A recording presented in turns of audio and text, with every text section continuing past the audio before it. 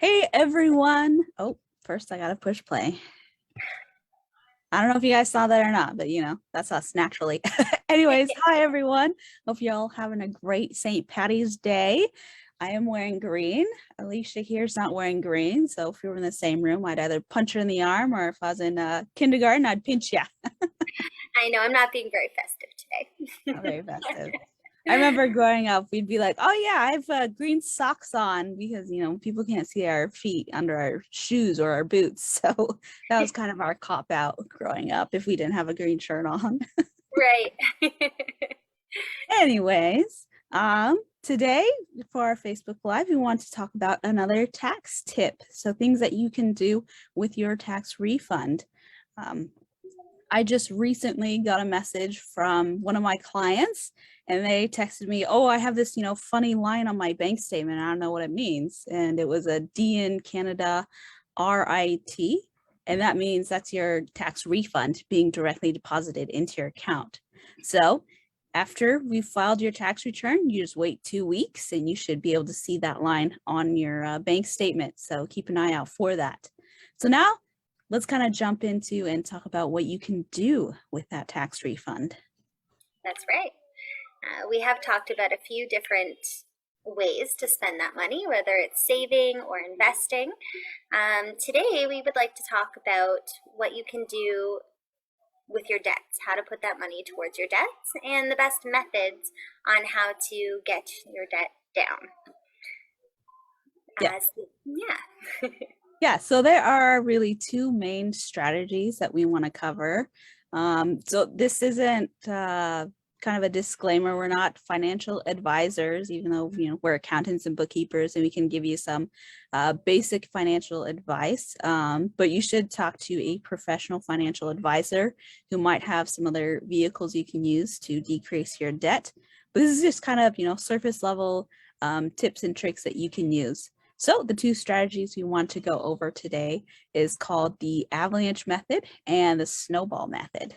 So kind of a basic of what the two are is that with the Avalanche Method, you pay off whatever debt has the highest interest amount, whereas the Snowball Method is, you pay whatever is the smallest loan that you got.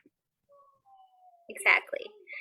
So to give you just a little bit more in depth on each of these methods, we'll start with the debt avalanche method. So this method involves making the minimum payments on all of your outstanding accounts, then using any of the remaining money earmarked for your debts to pay off the bill with the highest interest rate. Using this method will save you the most in interest payments over time, which therefore saves you more money. Yep, this is great if you kind of have the finances or the funds to be able to pay off the higher interest loans.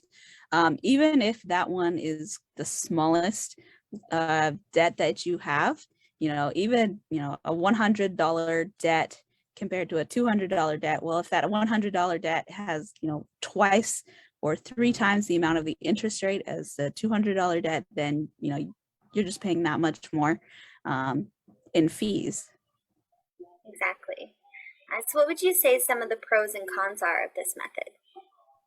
So as we said, the pro for using this one is that you will, over the lifetime of all your debts, you'll pay less interest. And so in essence, you are saving yourself money.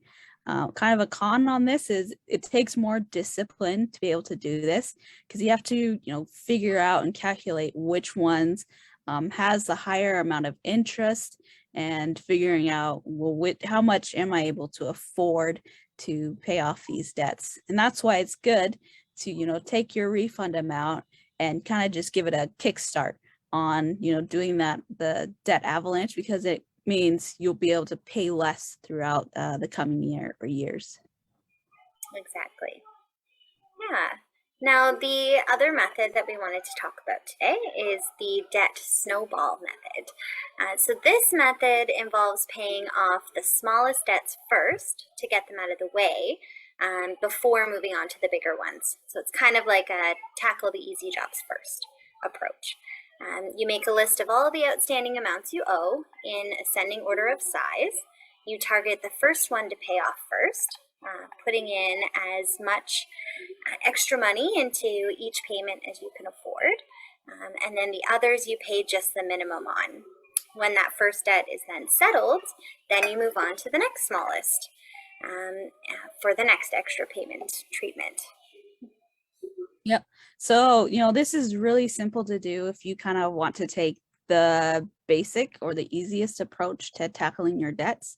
Everyone knows, you can log on to your bank accounts or what other institutions you're using and see how much you owe, and then write them down either on a Word document or an Excel sheet and sort them with, the smallest at the top. And then, okay, well, my Costco card is $100 or $200. I can easily pay that off today, And then my next one is my American Amex, and then there's my MasterCard, and then there's my student loans. Once you get them in an order, it's easy to see, okay, this one's obviously at the top. Let me pay that one off first, and then I can go down the list. Exactly. And it's kind of nice seeing your debts start to disappear. You may still have some large amounts, but it is nice to say, you know what, this one now is fully paid off. I don't need to worry about you anymore, which is kind of nice about that method. Yeah. Mm-hmm. What would you say some of the cons might be for this method? So some cons with this is kind of with the, the Avalanche one. Well, maybe your smallest debt doesn't have that high of an interest. So in the long run, if you just let it sit for a couple months longer, you won't be paying as much interest. So you do kind of have to weigh the two options and figure out, okay, do I want kind of the easy path where I see, pay off debt one, smallest, or do I kind of want to be more aggressive in my, my debt approach and, pay off the one with a higher interest?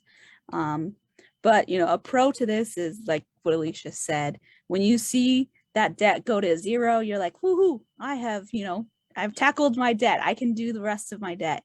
You get that sense of satisfaction. Mm-hmm. Exactly. And depending on the type of person you are, that can be really motivating to start to see those debts disappear. So it really depends on your financial situation and the type of person that you are to decide which method might be best for you. Yeah, your psychological makeup, as it were. Because I know some people, such as my husband, he likes to, make things as simple as possible. If they're in the list, he'll do them off one by one. Whereas I'm a bit more analytical. I like to plan things out, a bit more strategic. So if I was the one in control of our debt, I'd be doing it with the Avalanche method, figuring out which one has the highest interest. So it depends on who you are, what your personality type is. Like, do you need those little wins throughout the month? Getting that letter saying, yep, all your debts paid off, you're good to go. Exactly. I tend to be a little bit more of the snowball method person. I need those little wins. It helps motivate me. And yes, it's possible that I end up paying a little bit more over time, but it helps keep me on track to be able to check something off the list. What if we were going to be applying this towards credit cards, though? Is there anything different that we should think about for that? Yeah, so with credit cards, obviously we need to use them day to day. Like I said, you have your Costco credit card that you're using either weekly, if not daily, to, buy your groceries and things like that. So obviously that one shouldn't be kind of too high on your list, because once you pay it off, well, you're going to be using it again, tomorrow to buy your groceries. And so then you won't be able to have that win per se. So if you do want to pay off a card, figure out which one you're not going to be using on a weekly or monthly basis. And then, like I said last time in our previous Facebook Live, consolidate as much as possible. Have, one credit card be the family credit card, whether that be, your bank credit card, your Visa, or, that Costco one, if that one gets you the points that you need. But figure out which one you can probably narrow it down to. And then have another, line of credit or other credit card that you use to, consolidate everything and then pay that off little by little. Yeah, that's really good advice. Yeah. So some other things to think of with the both methods actually is that once you've paid off one of the debts, use that amount of money that you've been paying off monthly. So for example, you have 3 different debts and you use, 500 for your or you pay monthly $50 for your MasterCard, 25, which is the minimum for your Visa, and then 150 for your student loan. Well, if you're paying off your MasterCard, which is $50, you've paid it off, congratulations. Now you have $50 each month that you can either spend on yourself, or you can add it to the next debt that you're planning on paying off. The Visa, well, I've been paying only 20 each month.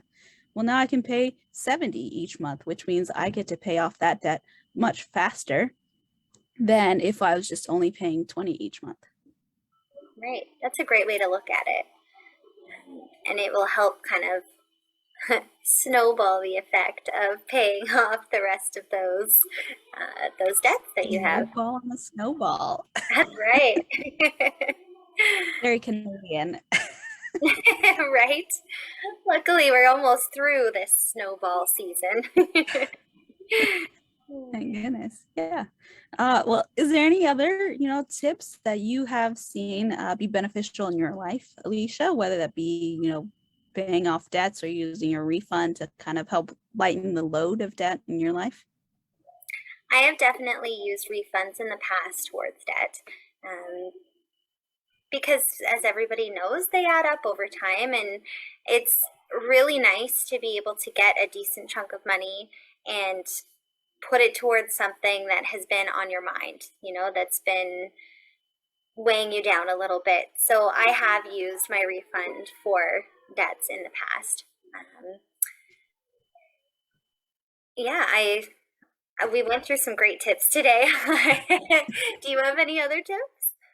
No, but yeah, like figure out which debt you want to pay off, and then stick to that plan. Make a plan, have a goal, have those little wins if you want them, but definitely use your refund to help kickstart you, help motivate you. If you can see that giant chunk of your debt decrease instantly, you're gonna more than likely be motivated to see those large chunks of debt decrease over time. So I have also used our refund, part of our refund, to pay off my husband's student loans. That way it didn't take us 5 years to pay off his loans. It only took us about 3.5 years. And so it's very, very beneficial. We've saved all that, 1.5 years of interest that, we now have in our pocket that we can use. So hope you have all learned some amazing new tips. And if you have any questions or concerns, feel free to reach out to us. We are here to help you. And if you have any tax questions, of course, reach out, and I'd love to be able to talk with you. I do offer a free tax consultation. So if you want to bring your tax return to me, I'll look over it and let you know what else we can do to help you get a larger refund if possible. Remember to like, share, and subscribe, and we'll see you all in our next Facebook Live. Bye, everyone.